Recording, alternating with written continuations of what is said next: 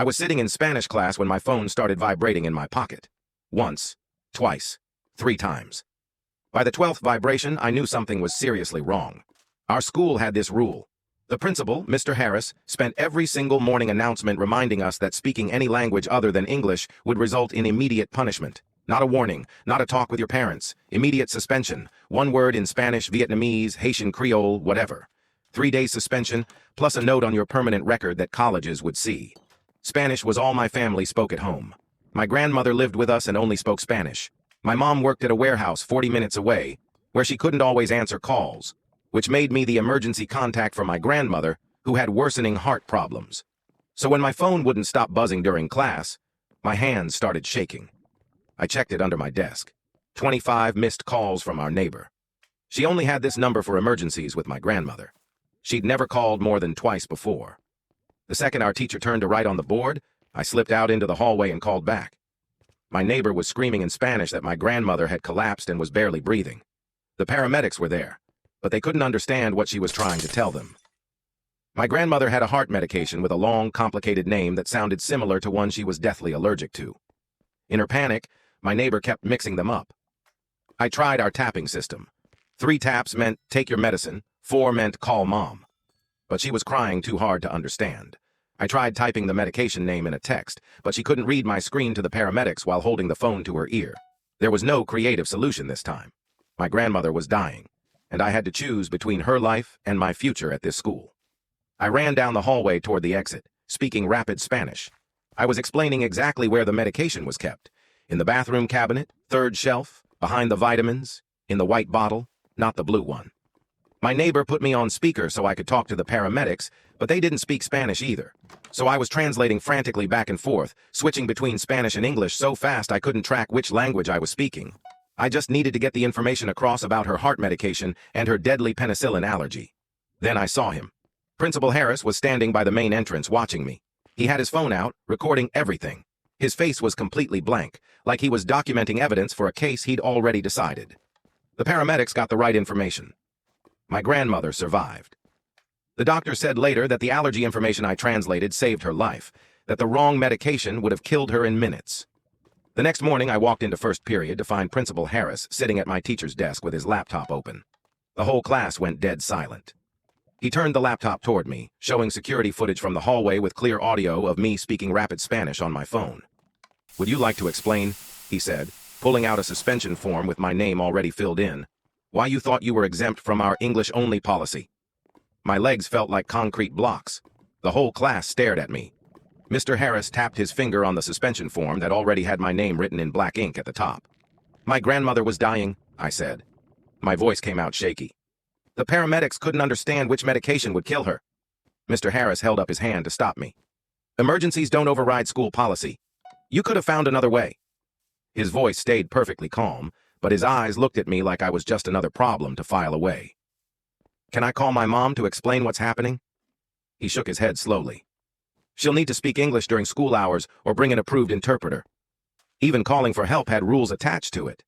He pushed a thick packet of papers across the desk. "Your disciplinary hearing is scheduled for Thursday at 10 a.m. You have the right to bring a parent or guardian, but all proceedings will be conducted in English only." The bell rang and everyone grabbed their bags and rushed out without looking at me. Mr. Harris packed up his laptop and walked out, leaving me standing there alone. Before I could get to my next class, the office secretary appeared and told me to follow her. She led me to the administrative office and pointed at a hard plastic chair. "You're excused from classes today, but you must remain here until dismissal." I pulled out my phone to text my neighbor about my grandmother. My fingers fumbled over the keyboard as I typed in English, asking if she was okay. The thought of her being alone at home made my stomach twist. The secretary handed me a form and told me to write my official statement about the incident. I kept starting over because my grammar mistakes made me look guilty of something worse than speaking Spanish. After my 5th attempt, I asked if I could get a copy of Mr. Harris's recording. That's internal evidence that students can't access. My stomach dropped. They had proof I couldn't even see. That evening, an email popped up on my phone with the official hearing details: 3-day suspension, permanent record notation, and review of my enrollment status. My hands went cold when I read those last 3 words. They could actually kick me out of school for this. Mom read it over my shoulder, and her face went white. She grabbed my hand and squeezed it tight. The next morning, I showed up for my appointment with Orlando Frey. the guidance counselor who supposedly helped bilingual students with these situations. He turned out to be this quiet guy with glasses who actually listened instead of just talking. He explained that the school had broad authority, but there were district policies about discrimination they might be violating. He couldn't promise anything would help, but he gave me a list of what to document and how to present it at the hearing. I called the hospital and asked if they could send letters from the ER doctor and paramedics about how my translation prevented a fatal medication error. The administrator said she'd try. My chemistry teacher pulled me aside and quietly admitted the language policy felt wrong, but teachers could lose their jobs for speaking up about it. She showed me a page in the student handbook with the district's own non-discrimination language that seemed to contradict the English-only rule. Her hands shook as she showed me where to find it online. The hearing came 3 weeks later. I sat across from Principal Harris, the district representative, and a panel of administrators. I presented the hospital letter confirming my translation saved my grandmother's life.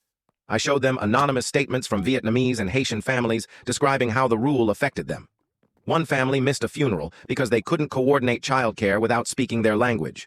Another had a child who wet himself because he was afraid to ask for the bathroom in Vietnamese. The district woman's eyebrows went up as she read through them. Principal Harris's jaw got tighter with each page. My mom tried to explain about working at the warehouse and my grandmother living with us. Her English came out choppy. When she got stuck on a word, Orlando whispered it to me and I repeated it louder. Mom's voice cracked when she said she was proud of me for saving my grandmother, even if it meant getting in trouble.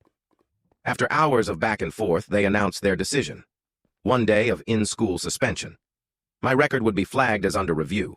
The district would look into their interpreter policies for emergency situations. It wasn't winning or losing. It was something in between that nobody was happy about. 3 weeks after everything, the district sent out a memo announcing an emergency exception for language use during medical or safety situations.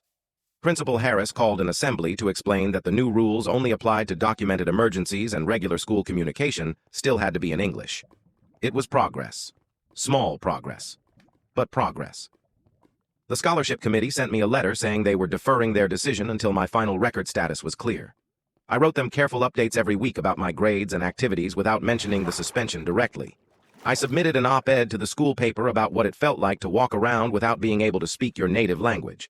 After it got published, other kids started coming up to me quietly saying it captured exactly what they felt too. The last week of school, I passed Principal Harris in the hall. We didn't acknowledge each other, but I didn't look away either. I kept walking to class, still careful with my words, but no longer silent about things that mattered. The fight wasn't over. My record still had that flag on it. The scholarship was still uncertain, but I was still standing. My grandmother asks me sometimes why I look stressed when I come home from school. I just tell her everything's fine and sit next to her while she watches her Spanish soap operas. She runs her fingers through my hair like she used to when I was little, and we share that quiet comfort without needing any words at all. Sometimes doing the right thing means accepting consequences that aren't fair. It means choosing between impossible options and living with what comes after. The system doesn't always change. Justice doesn't always happen. But you keep fighting anyway, because some things matter more than protecting yourself. Would I do it again, knowing everything that happened after? Every single time. Because my grandmother is still here. Because other families now have emergency exceptions. Because staying silent would have cost more than speaking up ever did.